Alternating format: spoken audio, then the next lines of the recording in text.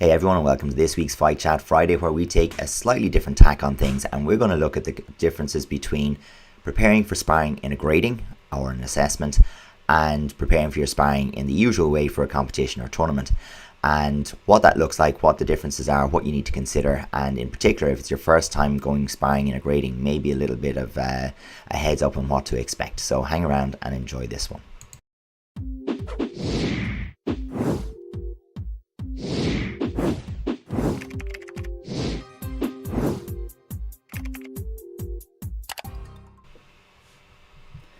Hey everybody, welcome back to TKD Coach Academy's Fight Chat Friday. So I'm Richie Forde, joined as always by Adrian Byrne. How are we, Richie? If you're new to the channel, how are we? If you're new to the channel, make sure and subscribe.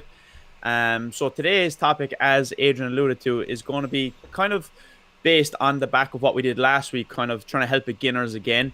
So some people who maybe just getting an introduction to the sport and the martial art, they may be wondering what the difference is between a grading and a competition when it comes to sparring. And then obviously that has consequences for how you train, how you prepare. So we're going to go through that today and discuss some different things regarding the differences, maybe some similarities, and a couple of other things that you need to consider. Absolutely. And, you know, as we jump into this, the very first thing to consider is that when it comes to the competition, the rules are the rules. And everybody knows what they are, and they're entirely, set right across the board. And the purpose in competition is to match evenly matched people against each other. So whether that's by weight, age, or grade progression, where when you get into the grading, the purpose of sparring in a grading is to assess progression and competence. So you will end up with these mismatches, by age, by gender, by weight category, by level of experience or ability in sparring. So straight away we run into, it's a different thing, it's a different animal. Yeah, absolutely. And listen, that's what it is. It's a different objective. When you're in competition, your objective is to win and get more points on the scoreboard before the time is up. Here in a grading, there's a completely different objective. It's to show your skill level and your competence. And this can also, like, when you think about a tournament and a competition, your objective is to win by any means necessary within the rules set. Yeah. Exactly. So when we're looking at the grading, then you're also being assessed on your ability to control your skill level as well, especially if you're against somebody who's at a lower level, or they may be older than you, for example, or of course there's lots of different variations on the partners that you can see. So it's very important that it's not just about you dominating, but your ability to control your skills. Yeah, it's a little bit different from the competition, where it's not really about you winning. It is somewhat more cooperative. So the difference between a competition where only one person can progress to the next round and an assessment or grading where both people can pass and be successful and both people can fail is that you don't need to win. You don't need to score all the points to be successful. And in fact, finding one winning strategy that works actually might limit your ability to show what you can do within the realm. So in other words, if you've got an effective front leg side kick and your opponent for the purposes of the grading just isn't able to deal with it, sticking with that and being successful with that the whole way through the round isn't maybe a great way to show that you have range, that you have ability, that you've progressed from the last time. Whereas in a competition, if someone can't deal with your front leg side kick, well, you don't change it until you're like, oh, I have the winning ticket. I'll hang on to that. So that you straight away arrive at a different mentality. So I suppose it's important to say as well, now early in the video, this isn't us bashing on what goes on in a grading or in grading sparring. We're just addressing the fact that they are two quite different animals. And it's easier in so many ways to prepare people for a competition spar because we can tell them categorically what to expect. And we know what the level is, and we know what the expectation from both people who step into the ring is. And one of the challenges that we have when it comes to the assessment or the grading sparring is it's very hard to say for sure what it'll be like because, let's say we're sending forward a black tag for a black belt grading. We don't know who their opponents will be, whether they'll be matched for size, age, grade, gender, whatever it happens to be. Whether you'll have top level competitors in against some quite ordinary people, or you'll have, the person who has some competition experience is going to stand out from the crowd because of that. or even will they be more physical? What are their expectations of how a grading sparring will go? So straight away, all we're trying to do in this is to try and show people what's out there, what the differences are, and so what you might expect, and maybe talk a little bit about how you prepare differently for one as opposed to the other. Yeah, and that's the thing. The preparation is completely different because of those objectives that we already alluded to. So you got to be aware of that as well when you're training. So maybe if you have an upcoming grading, you're not going to train like you would for competition, and it's because the rule set is completely different. So it requires a different skill set. So the skills that you bring to a grading are different to the skills that you bring to a tournament. And again, this might seem alien. Like, I'm going to highlight some things in this next video that you're looking at it, and maybe in your club, this is like, what are they doing? What happens? This is an important thing to remember. What happens in grading sparring is going to be down to your examiner, your syllabus, what your association requires or whatever. And so you could have entirely different expectations from, depending on what club you're in. So just to highlight that for everybody, we've picked up just a few things here. Because generally, like with the rule set, Adrian, like a tournament is usually standardized, isn't it? And you expect the same thing. Where here you see lots of variations. You see sweeps and like almost like self-defense and almost like a street fight scenario. So you see so many different things. Absolutely. And I mean, even from the simple, just the categorizations of it, what's the level of contact that's allowed? Do we wear the same equipment as we normally would? Can you strike up to other target areas? Can you kick the legs, the back? Can you attack to the back? How does that change in this scenario where you have 2v1? Can we use the walls or the environment? We're sparring on a wooden floor maybe as opposed to tatami for some people. So these are quite different things, and they should impact our expectations going into a grading scenario. And beyond rules, we never know the game state in a grading. Yeah. So when we're training, but there is no game state. Sure, there's not. Correct. Yeah. That's the thing. We're not heading towards there being a winner at the end. So really, what we're looking at is, free time or free play almost, to demonstrate what skills you can based on the changing context in front of you. So, your opponent is giving you information as always, and you're adapting that information to show what it is that you can do. And to deal with the opponent as best you can, depending on the challenge that's presented to you. Whereas, as you said, once you enter into a competition and the clock starts, the game state evolves and progresses, and you're expected to respond to the game state to turn it in your favor. So. And that's the art side of all of this as well, martial art. So it's like the art is the creativity and how you deal with the problems and things like that. So we see here like the solutions that people come up with are usually based on their training experience. But sometimes then we'll touch on it later. Maybe their training isn't representative of what happens in a grading. So it's how you train for that then as well. And people train for that different. Some schools, they have the objective of training for martial arts, self-defense. Yeah. Or other schools and academies, they're more focused on the sports side of things. Absolutely. And again, that will be, it'll probably be reflected to some degree in the grading syllabus, whether you do your sparring with or without sparring gear, whether you have one opponent or multiple, whether you're allowed those strikes to the back or to what we would consider illegal targets from the purposes of the sport. Those would be different things that, will totally change the shape of the game. So there is another variation that's very common, particularly in the higher grades in many organizations and as you go up towards black belt gradings, and that's the concept of 2v1 or 3v1 sparring. And straight away, when you compare that to a regular sparring match, you have way more variables that come into it that become possible. And you've also got quite a challenge in that, from a self-defense point of view, how do you try to deal with two opponents? Well, you try to make sure that one of them goes away. And that becomes quite a difficult thing to manage in a controlled sparring environment. As we can see, I was going to say, good timing there. As we can see, it can be quite difficult, particularly when you're the rabbit.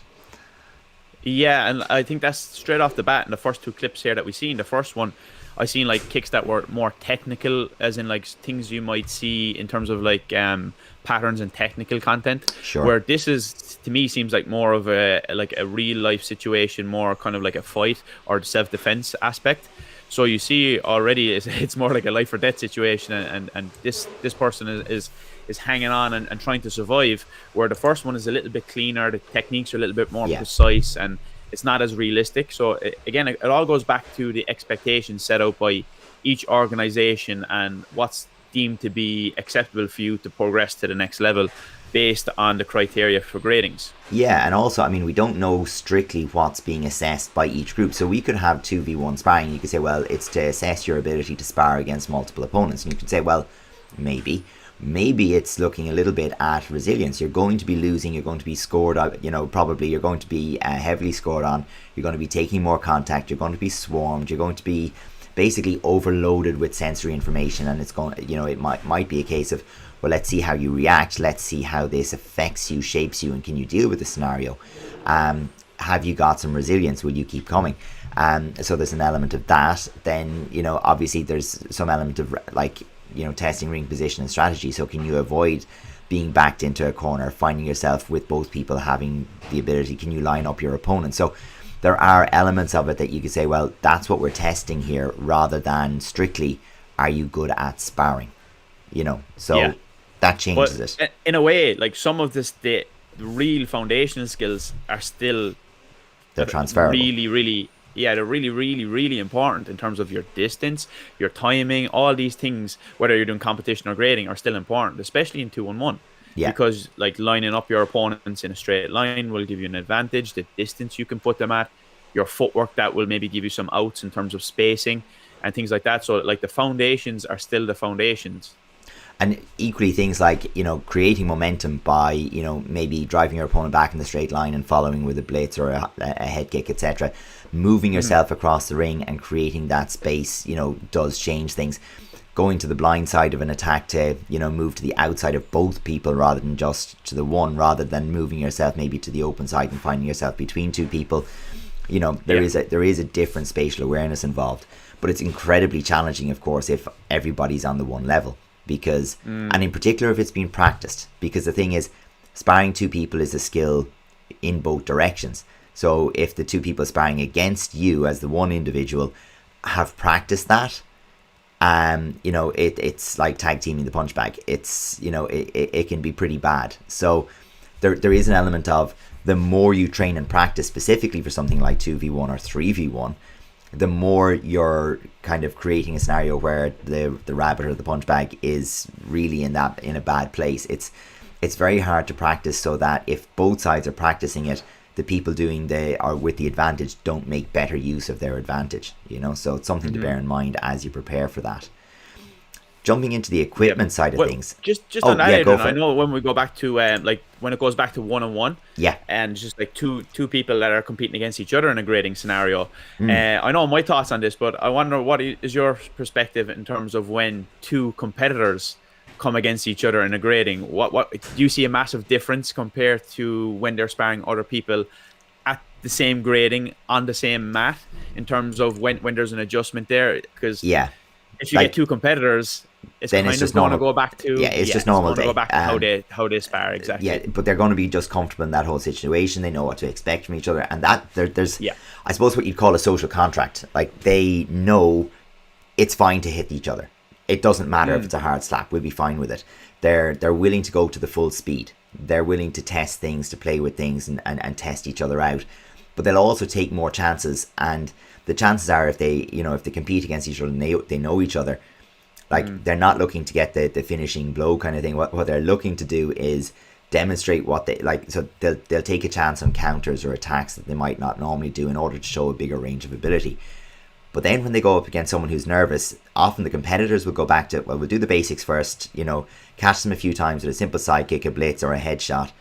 And once we've established that dominance, that, okay, I'm able to win this one, then I'll relax, and then I'll just play with it and play nice. A bit of movement, a bit of movement, give them an opportunity to throw a few shots, that kind of thing. But very rarely will a competitor step in against someone and be okay with them having a 50-50. Yeah, see, I think that's the thing, because it's actually harder to read people who don't compete often. Yes. Because they're when you compete against people a lot, the tells that are there and how they move is second nature to you. But somebody who kind of comes out and they're just like gung ho and it's almost like self-defense style of sparring, Mm. that can be very tricky for you as a competitor, because it's not what you're used to and accustomed to in terms of the reactions and the things you perceive that you usually would react on.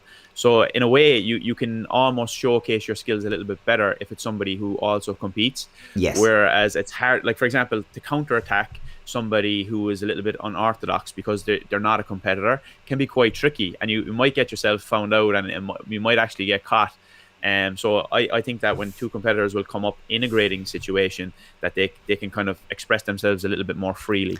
You get a slightly cleaner output out of it, definitely. But the same when you have two people who only actually step into the equipment, for the 10 or 15 minutes, once every few weeks, as part of the broader training program, and in their 40s, 50s, whatever it happens to be, and they step up against someone who is in the same boat, and all of a sudden you find that you're watching a completely unexpected and different, almost like meta game, because they throw techniques, they use tactics that wouldn't work elsewhere, but are perfectly effective and fine in just that limited bubble. Like, it's not the most breathtaking or inspirational stuff that you'll ever see in sparring, but it will work because it's at the level that the other person is at. And that's where the assessment part and the grading examiner part of it gets a little bit challenging, where, what are you actually assessing for? And that needs to be clearly understood and agreed before you kind of step into that environment. The one thing I wanted to jump onto here was just talking about whether you do or don't wear equipment. And often this happens that sometimes at the very lower levels where the gradings are bigger, we want to move along quickly, don't want to take 3 or 4 minutes for everyone to go off the floor, put on their sparring equipment, come back on the floor. Sometimes you'll see people will spar without equipment, and sometimes it's a philosophical choice that, well, no, we want to show a difference between the grading and the competition, and in the grading we're not going to wear the safeties, and so on. But it does change fundamentally what the game is, doesn't it? Absolutely, because the shots you can use and the target areas will change. And then, like, if you don't have equipment, it brings in other things naturally, like the ability to kick to the leg and use sweeps and things like that. But you'll see, I think it almost, when it's in this situation without equipment, it's almost like a tit for tat. And it's like, you have a go, I have a go. So in a way, it looks clean to maybe spectators who are coming to watch, but in terms of practical realism, in terms of techniques that we will use, it's not the most practical use, is it? Well, I mean, it just would say, I suppose it doesn't really relate to the sparring that we're going to go to, and it doesn't really relate to the self-defense side of it. What you end up with is, I think, no man's land. Yeah, a little bit of a no man's land. It's you've kind of got almost like a demonstration event. It's like doing 1-for-1 as a warm-up, so I'll throw, you throw, I'll throw, you throw, and we just go through our repertoire and we kind of loosen everything out and start to feel good and move well, and it can have an element of that to it. And there's always a thing of, well, we don't have the gloves on, so the very first thing is like the twinkly fingers, and you're looking for kicks to get caught in fingers and all that kind of stuff. It's one of those things that can just happen. If there's no mouth guard or anything like that, you're in that kind of grey area. I think in Ireland we've moved away from that almost entirely, because just the insurance doesn't cover you if you're not wearing your gear and you're sparring, which is like, it's just one of those things. But there's a complete differentiation between both anyway, isn't there? So like, why have that like grey area of a crossover when it doesn't exist? I mean, the technical and like the pattern side of things is one aspect, and then the sparring is another aspect. I mean, they don't cross over. So like, use your step sparring and your traditional sparring for the more technical side, but don't be trying to cross over and create blurred lines that don't exist. I think it just gets messy. And I think the issue that you have is, if you haven't practiced sparring without sparring gear, your ranges are going to be different, because to do it without the sparring gear, all of a sudden we need to go to open hand touches, to the head and so on. Otherwise you've got split heads everywhere. You've got to, you're changing, you're like trying to tap the face down, so you're changing the types of techniques. The kicks that you're throwing, it all of a sudden everyone is made up of forearms and elbows, and it's just, we're not used to it, I suppose.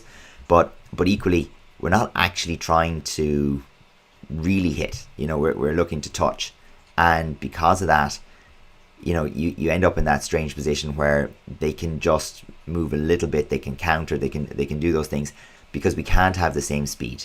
because we can't afford for it to have that little bit too much contact, because we went fast and caught the person.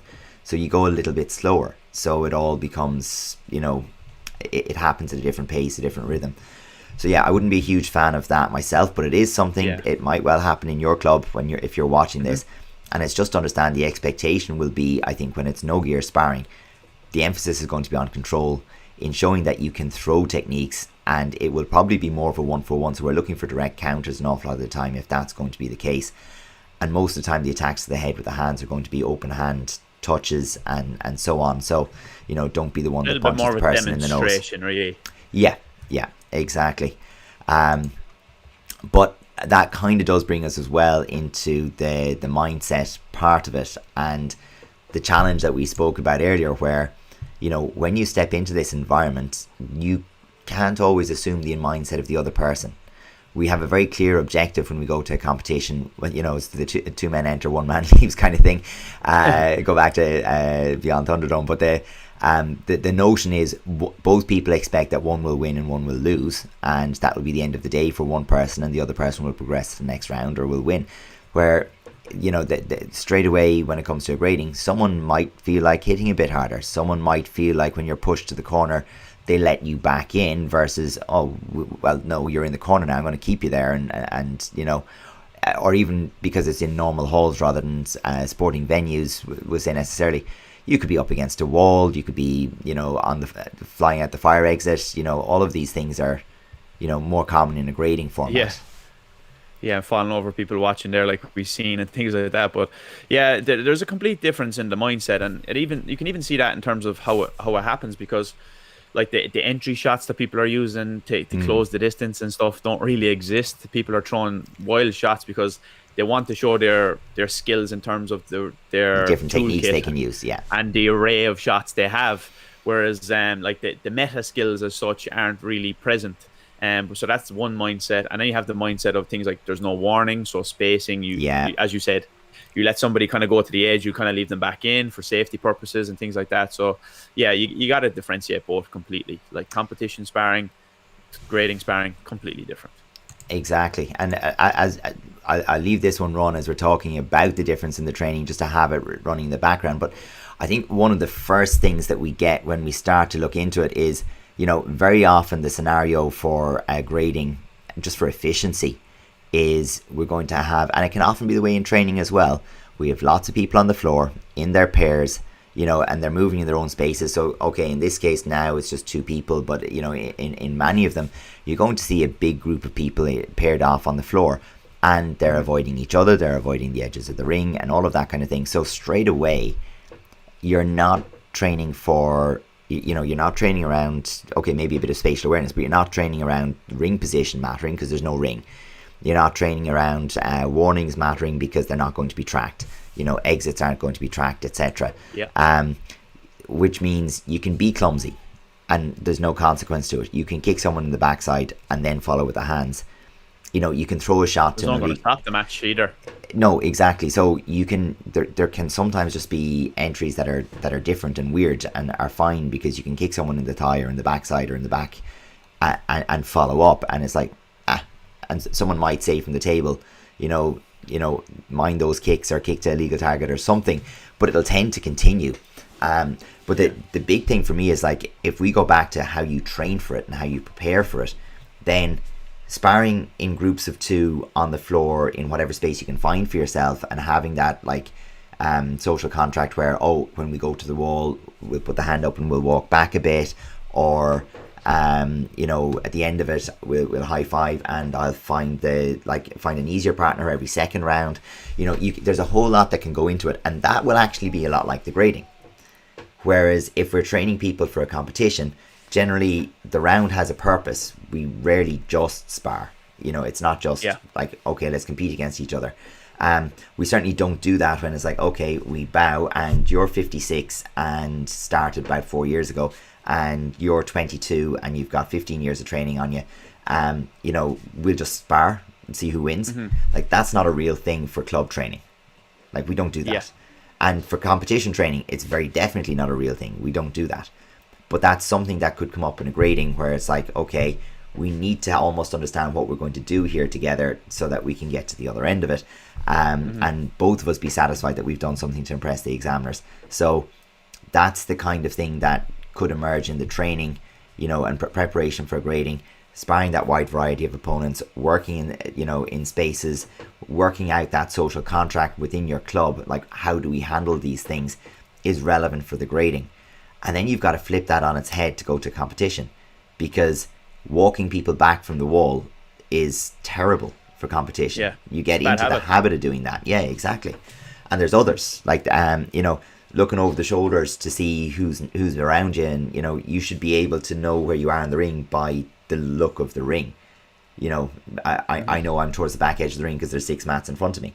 That's I can almost smell the red mat appearing behind my back foot, kind of thing. Or there's a whole representativeness to competitive sparring that we don't use and don't need maybe for our grading sparring. Absolutely. It's you got to be specific to what you're doing. Yeah. If you're preparing for grading, train that way. If you're preparing for competition, train that way. But obviously then generally, like, how do you train in general for sparring? Yeah. It comes into play. And that really kind of goes back to the philosophy of the head instructor, the head coach, and what they kind of like. For my personal perspective, we're only training the sports side of sparring. So every time that we do sparring training, it's based on that, putting the students into situations, using different techniques, different tactics, etc. Yeah. So then we'll try to bring those skills into the grading format. Luckily for us in the ITA, we don't have any of these things that we've seen today. So you don't have to do a big, massive change or flip over. Yeah. So I personally believe once you have the skill set to spar at a good level, then you'll be able to carry that over to the grading, especially for our system. But then when you look at the tournament, you got to be really specific. So if you can have people like counting the scores, the warnings, etc., that's even more practical and more representative. If you can have somebody in the middle stopping the match so you can practice the resets when there's a warning, when there's an exit, or because that's part of the game. That's the meta bit of the game again. How do you go about when the match stops and there's a reset? And so even these those are all simple scenarios things you got to be in. Yeah, and having a coach, and and I don't mean just the overall, the instructor in the class or the coach in the class. I mean, if there's 2 people in sparring, typically most people won't have the whole class sparring at the same time because it's not very effective in terms of your space. But maybe you're gifted and you have a huge venue and it all works. But usually there's people who are rotating out, and those people can be active and vocal in giving advice, direction, and coaching to the people who are sparring. And listening to, reacting to, adapting to that, committing before you go into the match, here's what I'm going to do, and then having someone to hold you accountable is a big thing. Having a plan, implementing a plan, or of course designing scenarios for the spar so that we know whether it's working or not, is always a big deal. Like, I mean, we rarely have people spar without an objective for both. Yeah, so that we know it's working or it's not working. And then actually from coach's point of view, we want to know, hey, how often is it working versus how often is it not working? Because if we're trying to encourage the use of a new skill, we want it to work a little bit more than it fails. So ideally, like 55, 60, 40, something like that. It's working more often than not. And then we increase the challenge. So when it gets to it's working 70 or 80% of the time, right, we increase the challenge.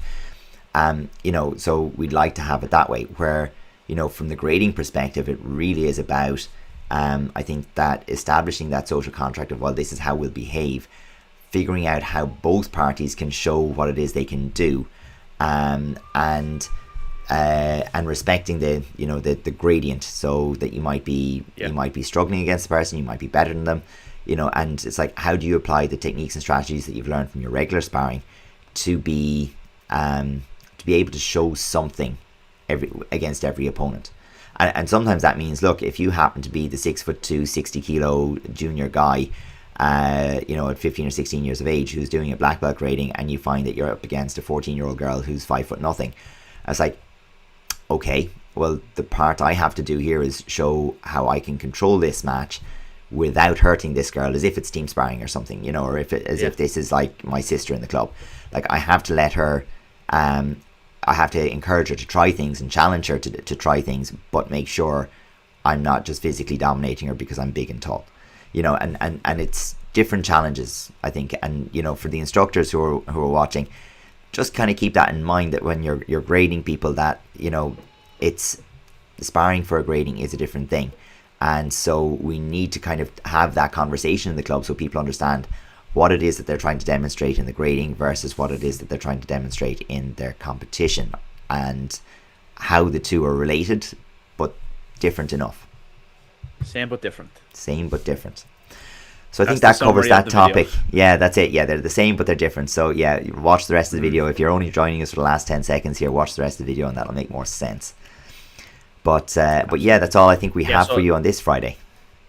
Yeah, definitely. So again, we're kind of going back to help out people who are maybe towards the start of their journey in their Taekwondo training. So again, if you got suggestions, drop them in the comment box. Let us know on social media. If you're new to the channel, make sure and subscribe. We're here every Friday with a new video on Fight Chat Friday. Give the video a thumbs up if you enjoyed this one and took some value, and we'll catch you in the next one. See you Friday.